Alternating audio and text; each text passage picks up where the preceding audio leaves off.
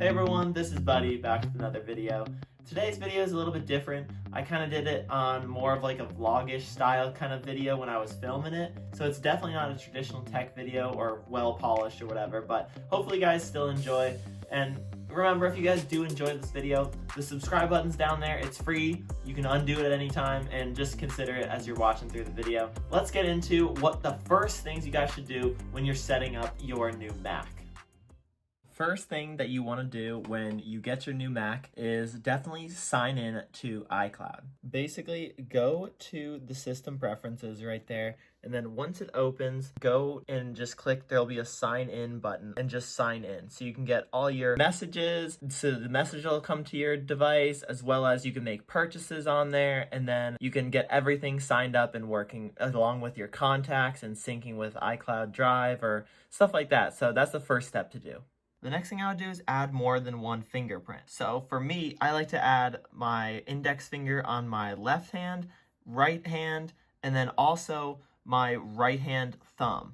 So I have 3, so that no matter how I pick it up or which hand's free, I can always have something to unlock it with. The next thing I would recommend is cleaning up your dock. Make it a little bit more personable for you and how you like it, as well as just like the apps that you're going to be using, the applications that you're going to be using the most. Get rid of the ones that you won't use and maybe even delete them. So in this dock settings, there's size, so you can either make the dock bigger or smaller. You can even have it magnifying, which just means that when you go down here and scroll down, it'll jump up for you. And then as well as where it's positioned on the screen. And then there's some other things down here. So it'll automatically hide and show if you wanted to not see it. That helps with getting more screen real estate, as you guys can see.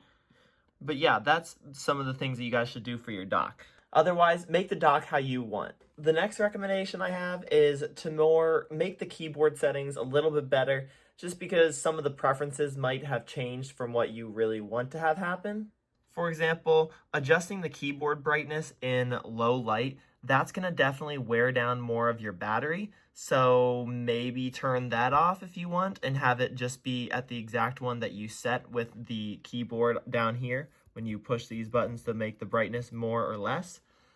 And then as well as turning the backlight off. This will help you save your battery. And then I like to say show keyboard and emoji viewers and menu bar, because in case I forget what the shortcut is for seeing the emojis, which is Control Command Spacebar, if I ever forget that it's in the top right hand corner. So right there, right where my mouse is, you can say show emojis and symbols, and then I'll bring up emojis that you can just click on and insert in anywhere. Along with knowing some of those keyboard things, go into the shortcuts and try to kind of get familiar with some of these shortcuts. Screenshots are very helpful to know how to do. I would recommend this last one, screenshot and recording options, just because that'll help you the most. When you hit Command-Shift-5, it'll bring up this little window that you can then click down here and say either the entire screen, window, selected portion, or even record parts of the screen. And then you can also set the options. So if you're recording, then you can even turn on microphones or timers and where to save it to. This is super important for knowing, especially with sending things to friends and stuff. The last thing that I'd recommend is just getting familiar with some of the gestures and trackpad features, but also turning on one thing in the trackpad settings. So here in the trackpad settings, there's tap to click. This you definitely want on, just because that means that you can actually come down here and just rest your finger on it, like gently touch it and not actually click down firm. And that'll just make it a lot more smoother to use. And you guys can also adjust the clicking rate. And then there's even this new feature called silent clicking, which makes the sound even a little bit quieter, but the still kind of feedback of a medium click or a light click.